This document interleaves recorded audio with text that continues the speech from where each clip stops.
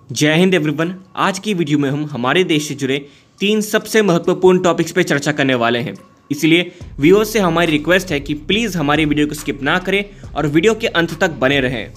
सबसे पहले 1965 के भारत पाकिस्तान युद्ध के दौरान भारतीय सैन्य ठिकानों पर बमबारी करने से लेकर भारतीय वायुसेना के लिए संभवतः मेड इन इंडिया बनाने तक C-130 ने एक पूर्ण चक्र पूरा कर लिया है।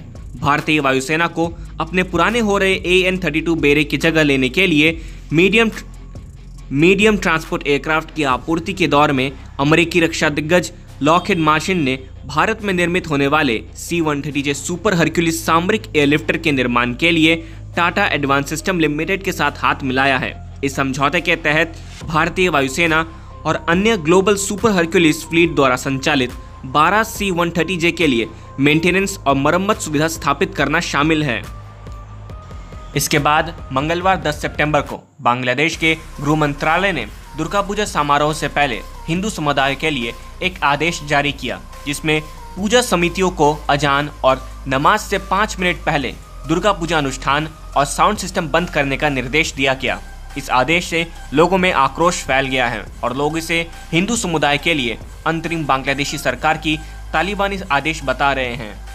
और अंत में ब्राजील भविष्य में भारत निर्मित लाइट कॉम्बैट एयरक्राफ्ट LCA तेजस को खरीदने पर विचार कर रहा है, जबकि ब्राजील स्थित ग्लोबल एरोस्पेस कंपनी एम्ब्रेयर अपने मीडियम ट्रांसपोर्ट एयरक्राफ्ट MTA कार्यक्रम के साथ भारत के बढ़ते एरोस्पेस बाजार में प्रवेश करने की कोशिश कर रही है। कुछ दिन पहले air chief marshal VR Chaudhary और ब्राजील वायुसेना के commander lieutenant brigadier Marcelo Kanitz Damasceno के बीच एक बैठक हुई थी, जिसमें दोनों सैन्य प्रमुखों ने दोनों देशों के बीच रक्षा संबंधों को और बढ़ावा देने के क्षेत्र पर चर्चा की थी। नमस्ते और स्वागत है आप सभी का हमारे YouTube channel Indian power house में। टाटा एडवांस सिस्टम के CEO और प्रबंध निदेशक सुकरन सिंह ने कहा, भारतीय वायुसेना की MTA परियोजना के लिए C-130J प्लेटफॉर्म प्रस्ताव पर लॉकहीड मार्टिन के साथ सहयोग करना टाटा एडवांस सिस्टम के लिए एक मील का पत्थर है। ये प्रस्ताव दिलचस्प है क्योंकि अमेरिकी निर्मित C-130 विमानों ने 1965 के भारत पाकिस्तान युद्ध के दौरान पाकिस्तान की तरफ से लड़ाई लड़ी थी। पाकिस्तान वायुसेना को दिए गए कार्गो विमान को बम वर्षक विमान में तब्दील करके भारतीय रनवे पर हमला करने के लिए तैयार किया गया था। यूरोशियन टाइम्स की रिपोर्ट के अनुसार पाकिस्तानी वायुसेना के C-130 फ्लीट द्वारा अंजाम दिया गया दूसरा महत्वपूर्ण मिशन पाकिस्तान द्वारा योजनाबद्ध दुस्साहसिक पैरा कमांडो हमला था। पंजाब में भारतीय वायुसेना के 3 फ्रंटलाइन एयरबेस पाठनकोट, हलवारा, लुधियाना के पास और आदमपुर, जलंधर के पास को तबाह करने के लिए C-130B द्वारा कमांडोज को भेजा गया था। भारतीय वायुसेना 18 से 30 टन माल ढोने की क्षमता वाले नए परिवहन विमान की तलाश में है। MTA के लिए सूचना के अनुरोध में भारतीय वायुसेना ने विदेशी विक्रेताओं से 40, 60 और 80 विमानों के बैच के लिए विमान और संबंधित उपकरणों की लागत का एक सामान्य अनुमान प्रदान करने को कहा है। भारतीय वायुसेना ने OEM से टेक्नोलॉजी ट्रांसफर के दायरे, स्वदेशीकरण को बढ़ाने के तरीकों और भारत में डिज़ाइन, एकीकरण और मैन्युफैक्चरिंग प्रोसेस सहित एक समर्पित मैन्युफैक्चरिंग लाइन स्थापित करने, सिस्टम, सब सिस्टम, कंपोनेंट्स और पार्ट्स का इंडिजीनियस मैन्युफैक्चरिंग करने की क्षमता और भारत को इक्विपमेंट्स के मैन्युफैक्चरिंग और मेंटेनेंस, रिपेयर और ओवरहॉल के लिए एक क्षेत्रीय या ग्लोबल सेंटर्स बनाने के बारे में जानकारी देने को कहा है। C-17 और C-130 के शामिल होने से भारतीय वायुसेना की सामरिक एयरलिफ्ट क्षमता में भारी उछाल आया है। इसके साथ ही दोनों विमानों की गतिशीलता और ऑनबोर्ड एवियोनिक्स नए होने के कारण पिछले परिवहन विमानों से कई बेहतर हैं। C-130J की एक और क्षमता ये भी है कि यह बिना तैयारी वाले सतहों से भी उतर सकता है और उड़ान भर सकता है।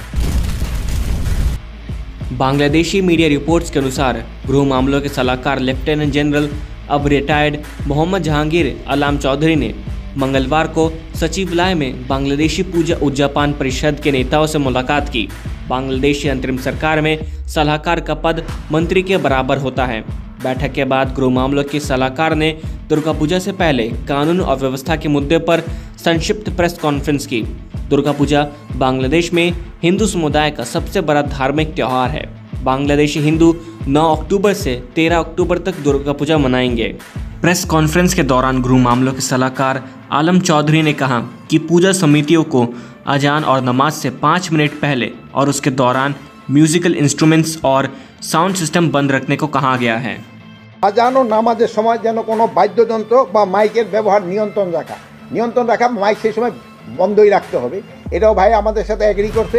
আজানের কমের পক্ষে 5 মিনিট আগেই এই ধরনের কার্যকলাপ বন্ধ রাখতে হবে এবং নামাজ শেষ হওয়া পর্যন্ত এই ধরনের কার্যকলাপ বন্ধ রাখতে হবে।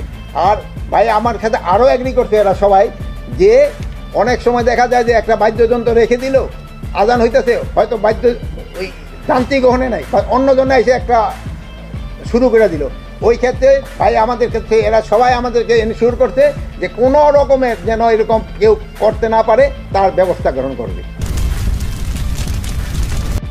हाल ही में टाइम्स नाउ को दिए गए एक इंटरव्यू में लेफ्टिनेंट ब्रिगेडियर दामासेनो ने पुष्टि की कि तेजस उनके देश की वायुसेना के लिए विकल्पों में से एक था। उन्होंने कहा कि नियमों के अनुसार ब्राजील की वायुसेना के पास 2 से कम और 3 से अधिक प्रकार के लड़ाकू विमान नहीं होने चाहिए। लेफ्टिनेंट ब्रिगेडियर दामासेनो के हवाले से कहा गया है, फिलहाल हमारे पास F-5 और ग्रिपेन हैं, लेकिन 2030 के बाद हमें F-5 के अलावा 2 और विमानों की ज़रूरत पड़ेगी। इसलिए जब तक ग्रिपेन हमारे पास है, तेजस हमारे दूसरे या तीसरे लड़ाकू विमान के विकल्पों में से एक है।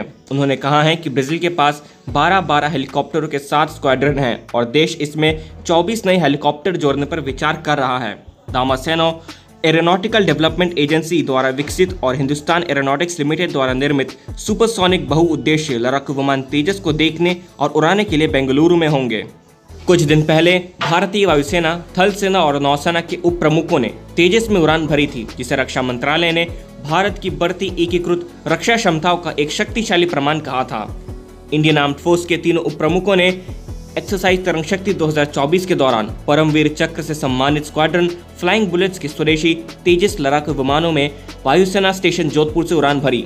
एकीकृत उड़ान का नेतृत्व भारतीय वायुसेना के उप प्रमुख वायुसेना ने किया।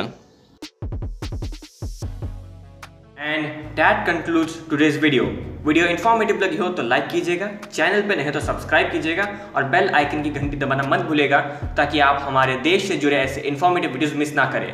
और तब तक मैं मिलूंगा आप लोगों से नेक्स्ट वीडियो में। तब तक के लिए जय हिंद, जय भारत।